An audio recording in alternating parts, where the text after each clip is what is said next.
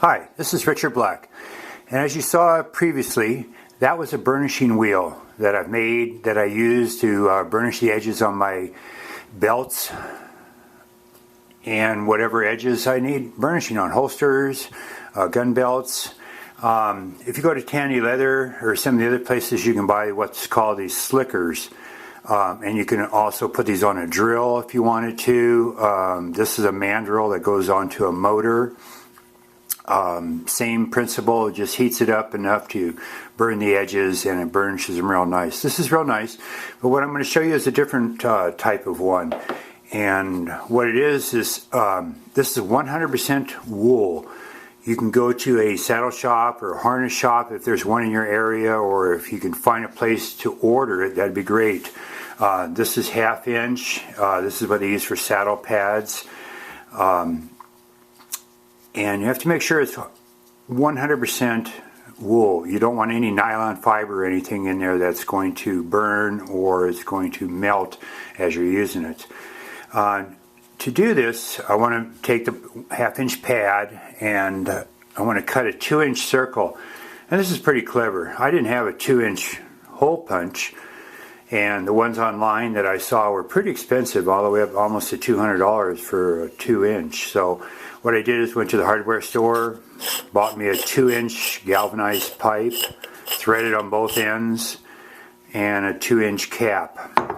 What I did is put it on the grinder, polished it down, took it down. It's pretty sharp now. I'm real impressed with it.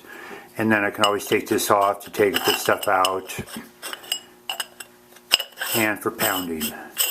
Okay, what I want to do is, like this right here, we're going to cut ourselves about, let's say 4 or 5 of these circles, and then we're going to use a 1/2 inch punch to make the center hole. And then we're going to attach it to a mandrel. You can buy these at any hardware store, home improvement store. They're small motor mandrels that you attach grinding wheels or wire wheels, but in this case we're going to be attaching the wool pads. So let's go ahead and punch out some circles here. Okay, we're going to cut this out, and this is pretty thick, so it's going to take a little hammer here. So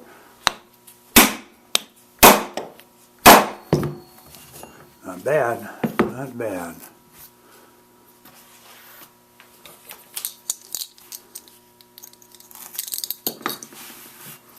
Make sure you're pounding on a solid surface. I got a 4x4 underneath this post here, so let's give me a solid surface.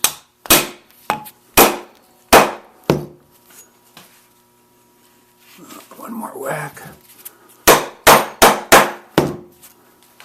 Very good.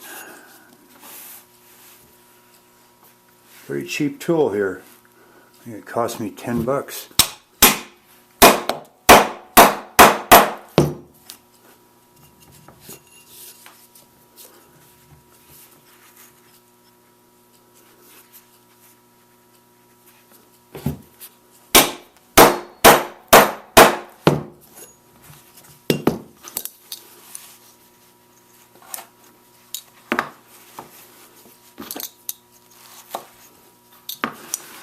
We'll cut.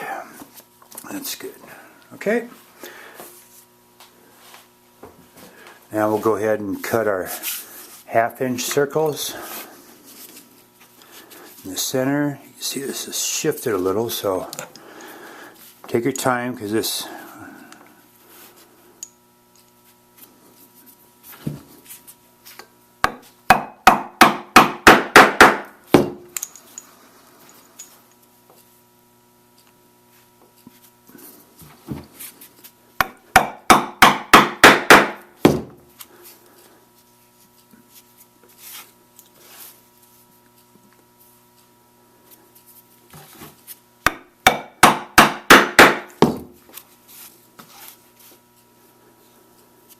and one more.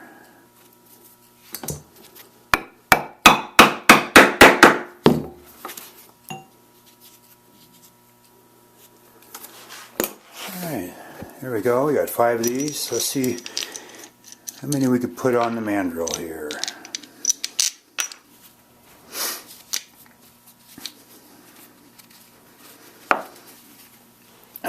For this 2-inch mandrel, looks like all we're going to get is 3 of them on here. So compress it.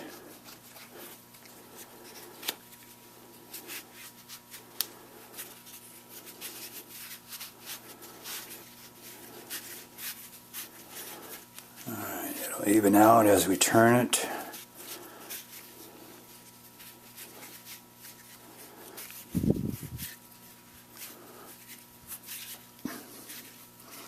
Alright, we'll tighten this up and then we'll put it on the motor.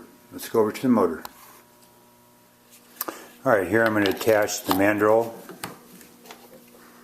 to my motor. It's a simple motor, 110, about a 1750 RPMs.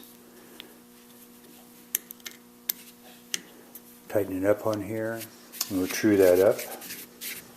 Always wear safety glasses. I value my eyes very much now that I'm getting a lot older, so always wear them. Alright, we'll break this in, but I want to apply some beeswax to here before I make my first groove, and let me take you to the workbench and show you how I do that. Okay, a few things we're going to need to start off with. I use Para wax, household wax. You can get it at any store in the canning department or wherever they have it.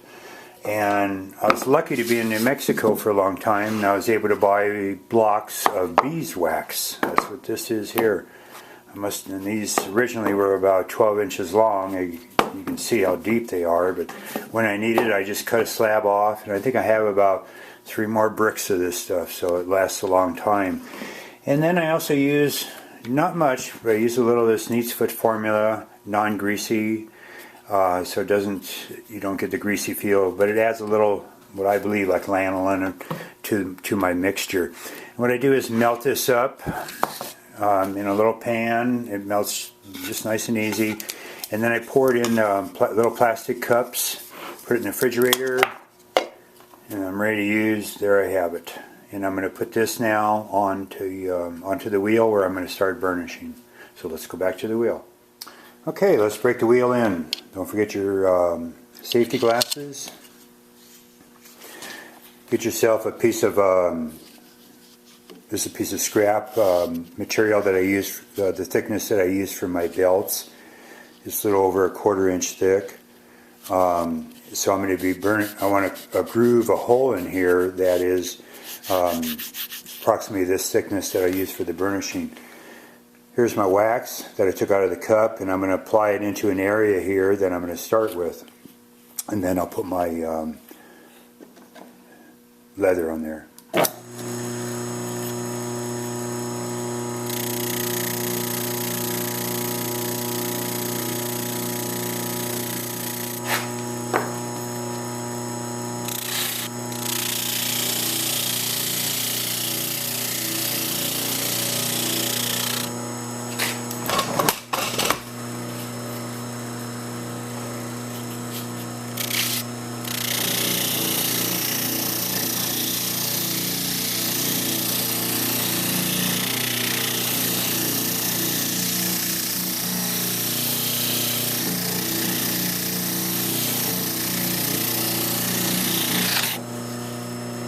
Well, you can see how nice that's beginning to look. Just add more wax. When you add the leather, and with the speed, it melts the wax into the leather and heats the leather and seals it, which makes the burnishing. Looks nice on your belts. Takes away that edge. And again, this would have been dyed and sanded, but what I'm doing right now is just giving myself a first groove. You see, it's not perfect, but it'll start wearing in. And then when I want to do something larger, like a gun welt, holster welt, it'll be a little bit wider, and I still have room for that here. So again, just put it together, tighten it up. Add your homemade wax secret formula. Apply gentle pressure. It may take a couple times, depends how you prepare it.